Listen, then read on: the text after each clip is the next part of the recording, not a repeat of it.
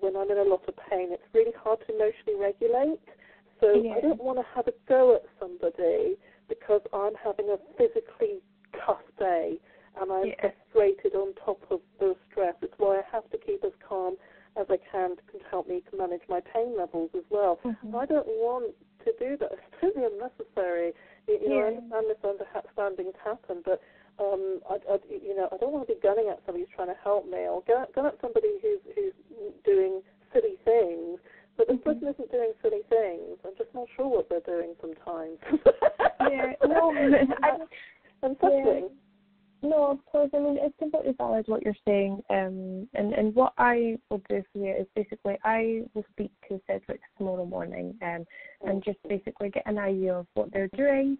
I'll highlight everything that you've spoken to me about and just basically say that, for reasons that you've already explained to them and ourselves, which they should be aware by now, and that you need to know certain things by certain times, to obviously keep up with what your expectations are from others, and obviously I think being informed of what theirs is as well, because maybe, like I said, there's just a lot of misunderstanding. Maybe they do things in such a different way, and I'm not catching up with that. I'm not aware of that, and maybe I'm being unreasonable, in some ways around how they operate. It's just, there is something not, as you can hear, there's just something not quite meshing as well as the experiences I've had before. And maybe they feel like they've communicated to me, and maybe the way they're doing it isn't working very well for the circumstances I'm in with my carer. I don't know. Like I said, I feel like I've tried, and maybe I didn't try enough. I should have picked up the phone to Justin, but for the reasons I'm giving, I didn't want to lose my temper because I was having a bad physical days or bad days. I didn't want to necessarily do that. And also sometimes I lose my nerve when I'm talking. Actually probably to a guy. It sounds silly. It's not fair to say that, but I feel comfortable talking to yourself. And obviously to Stacey, and that doesn't mean I wasn't comfortable talking to Daniel. I did, but I don't know. Maybe it just feels very official in a different way, and I find that slightly a little bit overwhelming. Maybe I'm not sure the reasons why.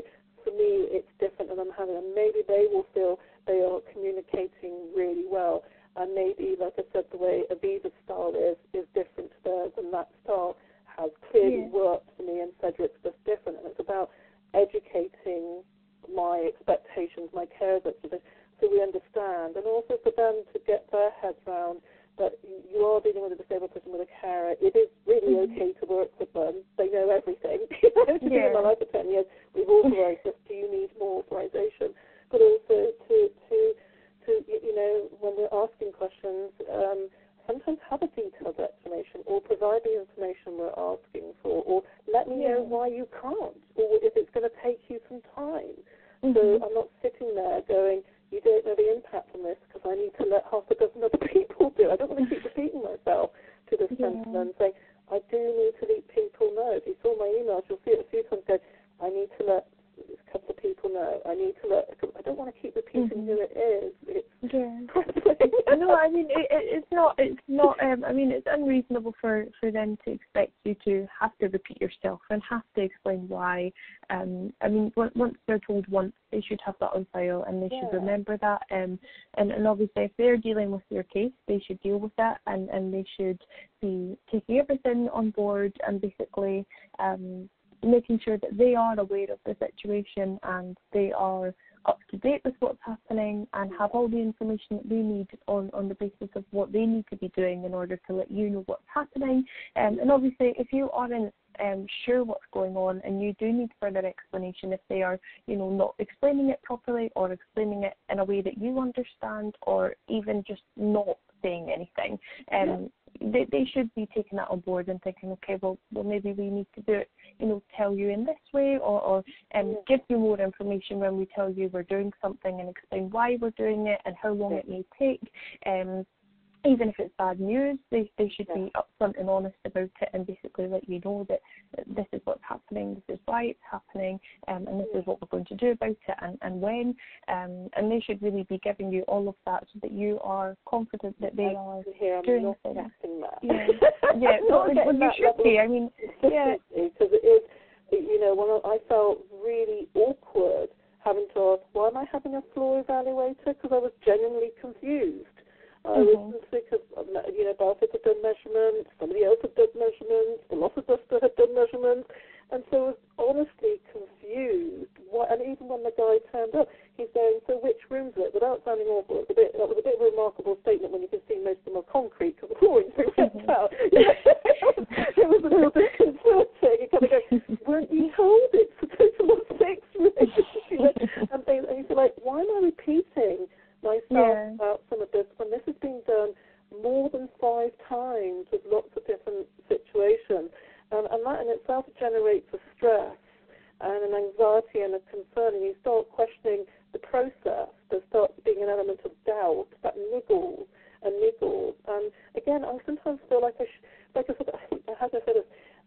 I may not be used to this process. I am aware now that I'm allowed to ask things, but there are times when you feel like, should I be asking? Am I not allowed to ask? Does it make me look like I'm doing something wrong? Am I asking the wrong thing? Am I not allowed to know?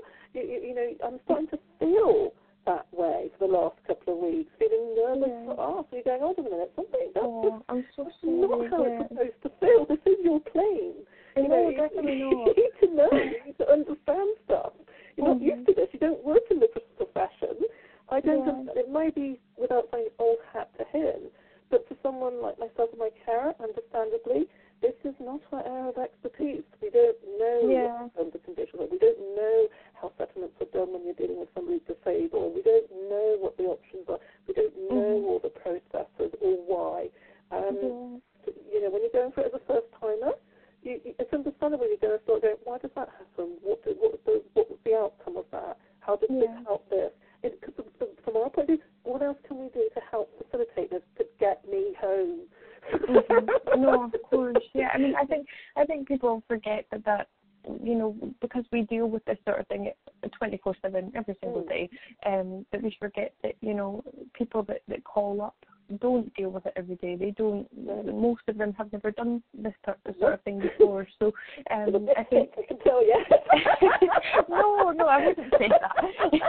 And you don't have all the information to hand either. You feel doubly wonderful about it. No, oh dear. Yeah. Oh goodness. No, I mean, like, I think it's just more about us trying to. I think a lot of and I'm probably guilty of it as well at times, where we've dealt with things and not really put ourselves in the position of the customers, like you, to really understand, if we're seeing something, would that make sense if we didn't know about this, or if we weren't experienced in this job or in this role, would we understand what that meant, or would we, would we be happy with just being told that and nothing else? And I think sometimes we do forget that, people that we speak to on the other side of the phone don't have any experience, and they've never done it before. And I think that's probably part of it as well. And why? That's frustrating for professionals, because if I would say, I don't know, working in an ice cream shop and somebody came up to me and went, do you do dairy free? You're going to go, ice cream shop. You might go, possibly, you might feel like when somebody's asking for something else, I can appreciate it can get frustrating. I can see it from yourself. But for me, I find it very, it's hard for me to disclose I'm disabled because of the nature of them, for me. Yeah. And to say that a carer's taking over, that tells you the carer's involved. It's not a straightforward disability. I would handle all of it myself. And that tells you I'm not able to do that full time or consistently or reliably all the time.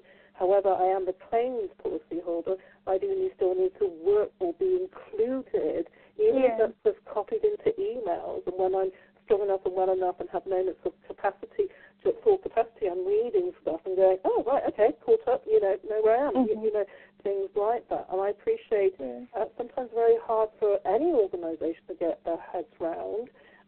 It's I'm disabled, I have these needs. And when I feel like I've had to, last week